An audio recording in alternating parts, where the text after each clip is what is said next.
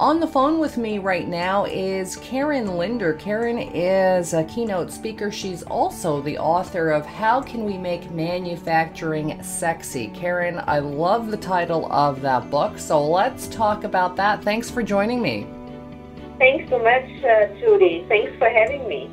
So listen, how do we make manufacturing sexy? I mean, like I said, How Can We Make Manufacturing Sexy is such a sexy title. Tell us about the book. Well, you know, the purpose of the book really is to bring respect into the workplace. So it's all about corporate culture. And like years ago, when I worked at Magna International, I just noticed that there is a tremendous communication gap between management and the workforce.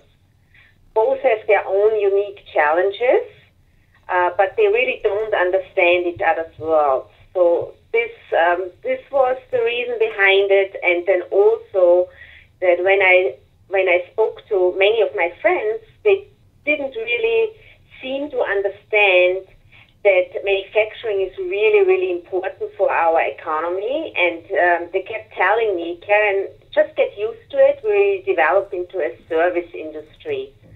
So I said to them, servicing what? We cannot just keep sell each other coffee and cut each other's hair. The income to pay for those services has to come from somewhere, and that's why manufacturing is so important. And I wanted a controversial title with my book. Now, you have spoken throughout Canada, throughout the United States. Coincidentally, my nephew also saw you speaking at a PD Day event where they're trying to pull in students and educate them a little bit more about what's going on in the workplace, what their job options are after they leave high school. So how do you tailor your presentation, let's say, for a younger audience, for kids that are coming out of high school, going into university or college? What do you say to them? Well, you know, first of all, I do believe parents need to learn to discover the strengths of their children. I think that is very, very important. Going to university doesn't necessarily guarantee for them to have a successful life. I actually believe, you know, we don't need more lawyers and accountants. Those children will have it very, very difficult to find jobs.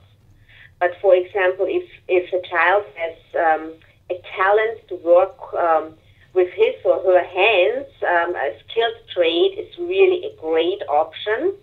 And with a skilled trade, they could actually work all over the world because there is such a tremendous need for that. So I tailor my message depending if I speak to parents or to students, and just tell them that this is really an interesting option that is very well paid, and the environment in the industry is changing a lot, so everything is high technology, and that's what children are interested in.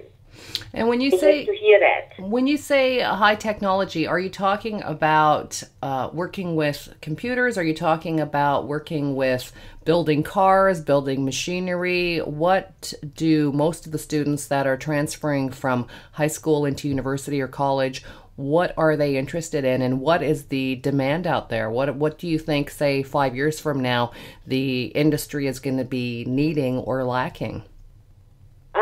Well, yeah, first of all, they are interested in everything that has to do with computer, right? Mm-hmm. And the future of manufacturing is that it takes a lot of skill to operate those machines now.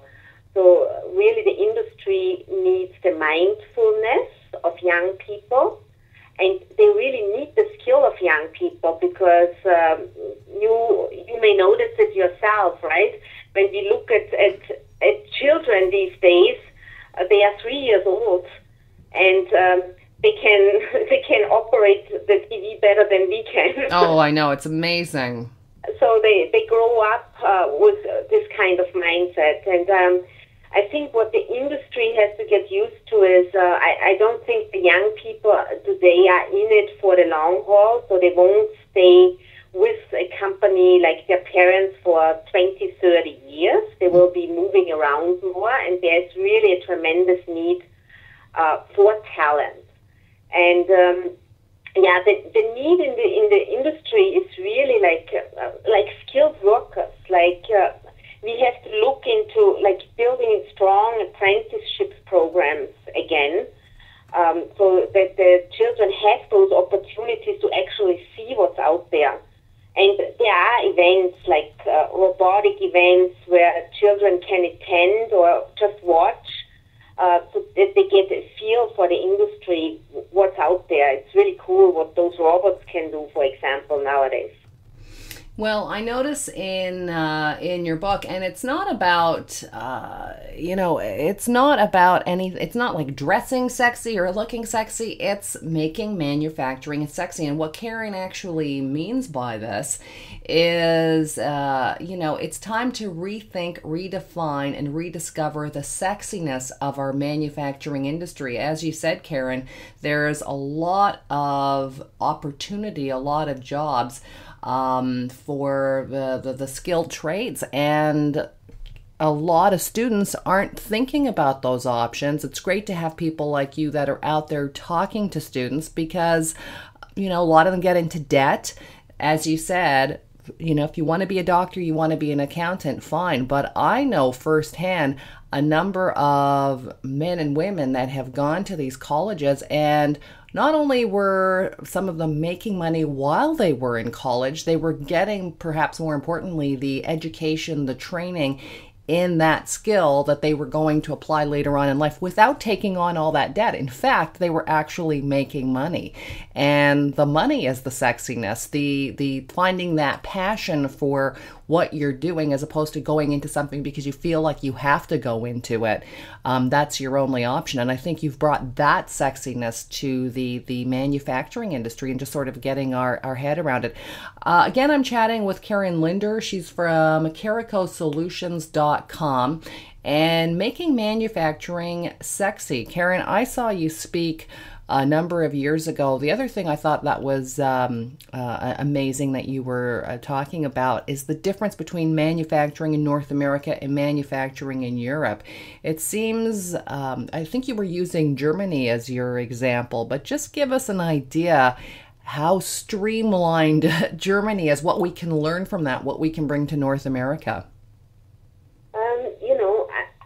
I think there is just a different outlook into learning a profession or going to university and study.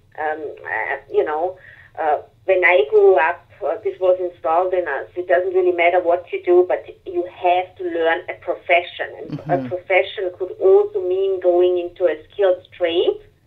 And it has always been viewed as a career. And I think here in North America, it's a little bit looked down at. But what parents often don't consider, if somebody gets into a manufacturing environment, they don't necessarily have to end up being in the workforce. They can work their way up and become the CEO of a manufacturing company. As a matter of fact, I met just somebody last week who is 42 years old and ready to retire now, having worked his whole life in the manufacturing industry. And I don't think too many people who are employees in office jobs can say the same thing. So if you combine your skill that you have in the manufacturing industry with good soft skills to be a good manager and leader, there are tremendous opportunities out there globally. Well, you say here on your website, again, it's KaricoSolutions.com. I'm on the phone with speaker and author Karin Lindner, and she says it's true that rather than being viewed as an important cornerstone to our wealth and prosperity, a career in manufacturing is looked upon as a possible option for those who are not smart enough to go to university. Now, maybe that was true in the past, maybe, but it no longer applies today. Skilled trades are excellent career options. There's definitely a demand out there. So just consider it. If you're like my nephew, or if you're somebody that is going through a career change at this point, manufacturing is sexy. It's sexy and it's necessary. KaricoSolutions.com is the website. As I said, Karin Lindner has been chatting all over the United States, all over Canada. If you would like to get a hold of Karin, order her book. If you'd like to have her come and speak to your classroom or your company, KaricoSolutions.com again is the website. Karin, do you have any parting words before I let you go? No, just maybe to explain the word sexy, what it means to me personally as a woman. Mm-hmm. It means getting attention, demonstrating confidence, and providing attraction. And right now, I simply think we don't do a good enough job to shine the light on the manufacturing industry that it deserves. And so this was the real purpose of me writing the book with this title, because I do know some people may misunderstand the meaning of it, but all the time when I explain it to them, it makes a lot of sense to them. KaricoSolutions.com is the website, Karico Solutions.com. We've got the link on the website. Karin, thanks so much for joining me.